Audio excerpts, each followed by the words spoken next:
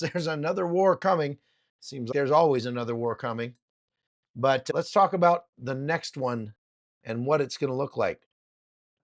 This is an outgrowth of the war in the Middle East. It started on October 7th, 2023, and it is going to be the next stage in World War III. You've probably heard me talk about the fact that I believe that we are in World War III right now. This is part of it.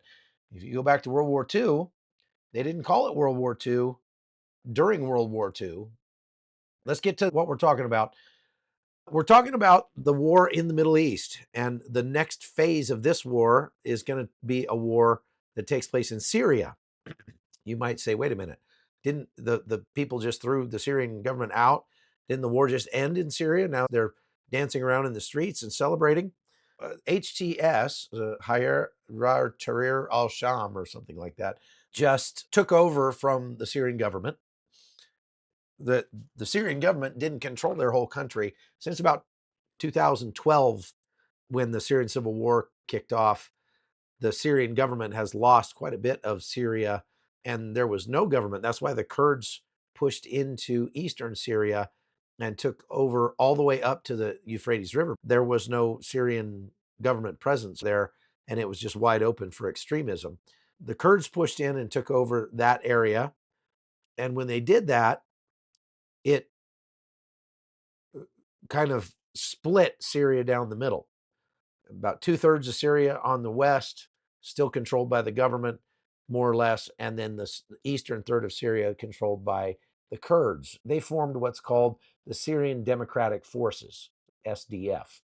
Okay, so here's what we're going to do to simplify all this. I'm going to present the conflict that we're going to see in Syria over the next year into two teams: Team Kurdistan and Team Turkey, because Turkey is supporting HTS, they're supporting the SNA, they're supporting the Free Syrian Army, they're even supporting the remnants of ISIS and all of the Sunni Muslim people in that region. The Kurds are also by and large Sunni Muslim, and they are backed by the United States. Here's where we get into some trouble, because the United States has been defending the Kurds in the region. The Turks have been assisting these other militias in taking over ground, and they're starting to bump up against one another right along the Euphrates River. So I want to show you the map. If you follow this M4 road, here's the border with Turkey, and the M4 road roughly parallels the border with Turkey all along the northern part of Syria. Turkey wants to take over all of this land here. And so they have been using over the last couple of weeks, their proxies, the Free Syrian Army, which the Free Syrian Army and the SNA don't actually get along very well, but they will join up to accomplish shared goals. So the SNA and the Free Syrian Army took Manbij on the 8th of December, took over Manbij and pushed out the Syrian Democratic Forces that were in there, and they came back across to this bridge, which we have crossed many times. They were able to get most of the Kurds out of Manbij and let them cross back across the Euphrates River. But then there's been a lot of fighting here on this bridge. So now the fight is up here in Kobani on the other side of the Euphrates River. So things are going badly for the Syrian Democratic Forces, of the Kurds in Syria right now, because what we're seeing is that Turkey is building up forces all along this border and is preparing, I believe, to invade Syria proper. Turkey is planning to invade from the north. They're building up forces like they did in 2019. This is a real concern because the United States has troops down here in Deir ez-Zor, about 900 U.S. troops down there. They are there to help the Syrian Democratic Forces keep a lid on ISIS. People who were part of ISIS are joining Hayat Tahrir al-Sham and fighting alongside those guys. So if they change their name, they haven't changed their ideology. There are noises coming out of HTS that they are going to take over the rest of Syria. And there are noises coming out of Turkey. The Turks are saying that we are going to dismantle the SDF, meaning we're going to kick them out of not just Syria, but Iraq as well. So now that Hayat Tahrir al-Sham has managed to make a cooperative effort out of these couple hundred different militias that existed in Syria, that gives them momentum to continue to take land inside Syria. And so the big war we're about to see kick off is going to be between Turkey and all of the militias that they support against the Kurds. And the question is, how much will the United States put a stop to that, allow it to happen? Will they support the Kurds? Will they support Turkey? Nobody really knows. And so I would venture to say this dictator in Turkey is likely to try to make a move before the 20th of January, before Trump takes office, to annex a large part of northern Syria, what is known as Rojava. If that is successful, they could push south into Syria, take all of Rojava from the Kurds and drive the Kurds out completely. The Kurds are no match for Turkey's military. Turkey has the eighth largest military in the world. So, without help from the United States, the Kurds are going to be in big trouble. Now, you might say, why do I care? I don't know anything about the Kurds. This comes back to number one, the United States wants to be a stabilizing force in the world, not a destabilizing force.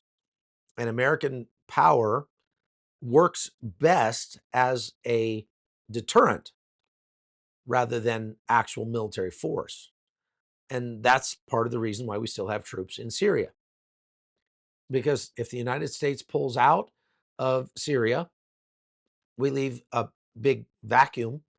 The Kurds will get overrun by an extremist Muslim country, Turkey, with the help of the HTS guys in Syria.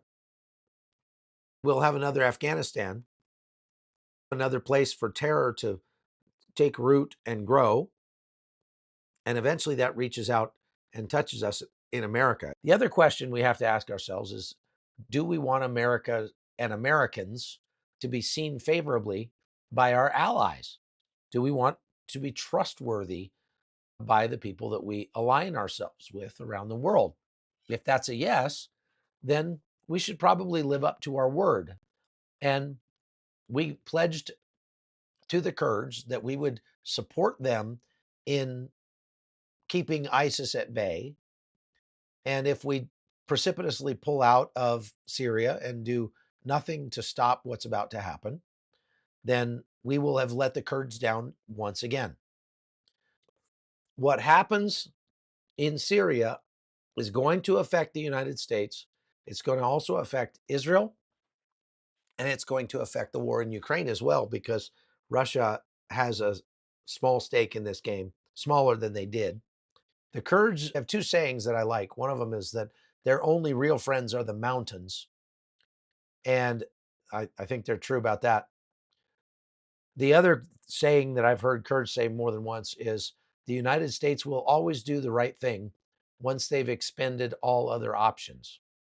If you haven't subscribed on YouTube, that's free. You just hit the subscription button, or you can go to chuckholton.com. I'm going to be giving away some signed copies of the coffee table book today This is the coffee table book that we came up with for 2024.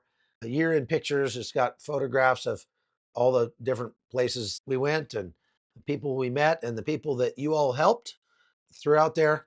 And it's nice. It'd be a nice thing, just a stocking stuffer or something to put on your thing. So I'm going to give 5 of these away today randomly to members of our locals page, supporting members over at chuckholton.com. So you have to be a paying member at chuckholton.com to be in the running. We're going to have Connie draw 5 names of our supporters. I'm going to sign these and reach out to you for your mailing address, and we'll mail them to you and try to get them to you before Christmas.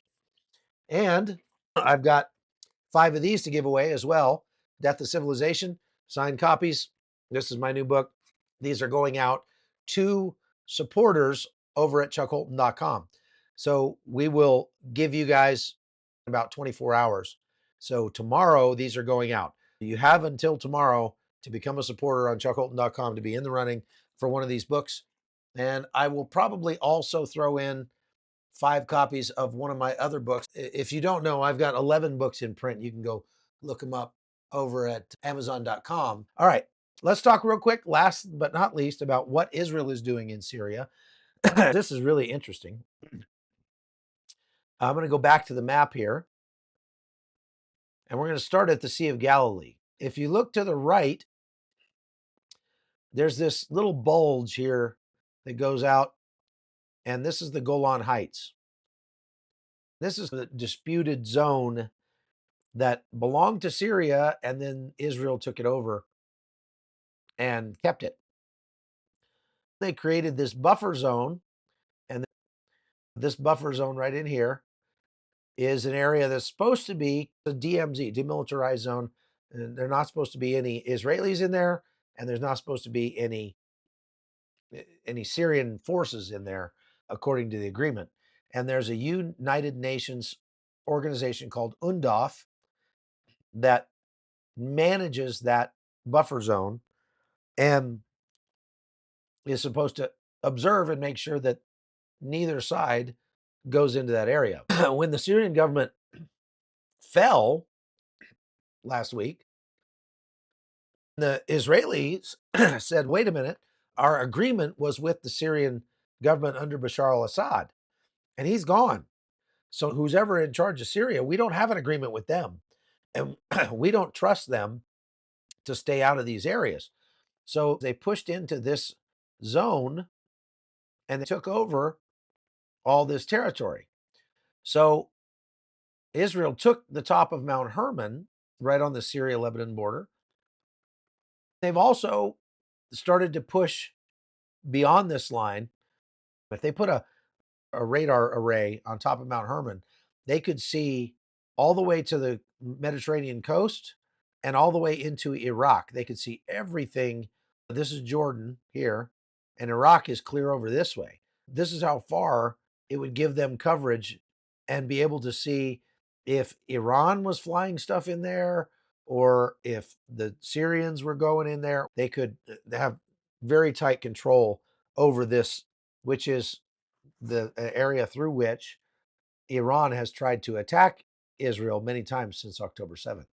Thank you very much for watching. Again, you're going to want to go to chuckholton.com and get your copy of the coffee table book or of the book Death of Civilization. I'm going to be giving away 5 of each of those tomorrow, but we're going to choose the winner tonight.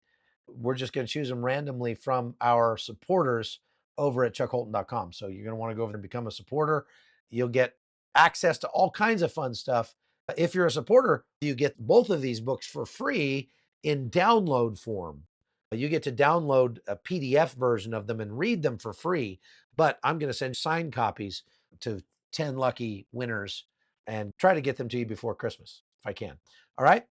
God bless you. Thank you very much for watching.